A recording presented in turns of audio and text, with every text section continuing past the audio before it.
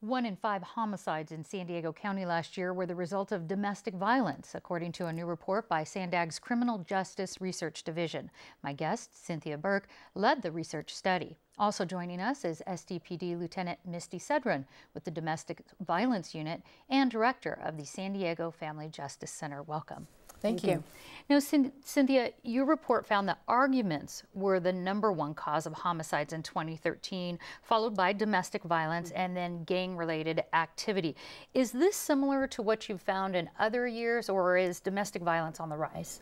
We know that it's always those three reasons are the most common that we see. There's variation up and down. Domestic violence was down slightly, but when you look at the percentage of victims who are women and some of those characteristics, it's very drastic. We know there's 45 calls, domestic violence crimes reported to law enforcement across San Diego County daily. Obviously, not all of those turn into homicide, but DV is a big issue. And I understand it's underreported, correct? It is. We don't know exactly what percentage, but we know that 28% of rapes are reported according to victimization surveys, so I think it's fair to consider it somewhere within that realm. You also found in this report that 4 out of 5 female homicide victims last year died at the hands of either a spouse, a boyfriend, or a family member. How does that number compare to male victims?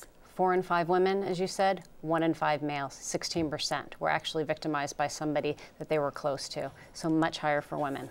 And Lieutenant Sedran, what are some of the signs that abuse, domestic violence is escalating? Well, most of the data that we've seen, it starts with an argument, and then the argument, because of the anger management, can escalate into then a slap or a push. So it can manifest itself from simply verbal, then it escalates into something physical or even sexual. So it comes in all different methods. And I think also there's other subtle signs as well, like if they're not maybe abusing the woman or the spouse, but they're abusing someone else in the family, or something else. Right.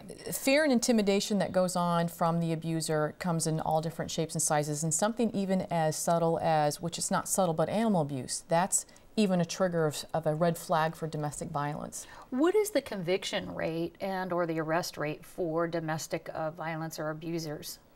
I don't have the specific numbers for the conviction rate. Maybe Dr. Burke does, but I can tell you that the city of San Diego PD, of that 16,889 cases in the county, we had 7,200 of those cases. So the San Diego Police Department investigates almost 45% of the entire county's domestic violence cases. And do you have data on that? Is there I don't. It's obviously a silo of going down, because I think what happens when they go out for a call for service is going to be greater than the number of crimes, for example. And as it moves through the system, the evidence and being able to determine who's primary, who's the responsible one, and then sometimes needing the victim collaboration and support during prosecution. Now, Lieutenant Sedran, what should you do if you think somebody might be a victim of domestic violence? Let's say you're a friend or a family member. What should those people do?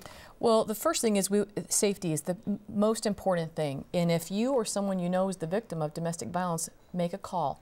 If that victim is so afraid because they're paralyzed by fear through either intimidation or socioeconomic isolation, sometimes it takes the help of a friend or family member to intervene to help that victim realize that they are in a dangerous situation and they need to get out. And Cynthia, do you think there's enough resources to handle the amount of domestic abuse we have here in the county? I think we could always use more. I think that right now there's a large amount of resources with the Family Justice Center that's open to everybody across San Diego County. It's a one-stop shop. We have shelters, but I think it's getting people to come forward to feel safe to do that. And Lieutenant Sedran, as far as, let's talk about the Family Justice Center, what services do you offer there? The Family Justice Center can give a victim, if they come in our front door, a temporary restraining order. We provide also counseling for adults, children, seniors, and military personnel. They also can help you with basically becoming economically independent. So we have an 8-week job course where the victim can understand how to re-enter the job market so they can be empowered. We have clothing for not only the adults, business suits and for court appearances or job interviews, but they also have children's clothing, diapers, strollers.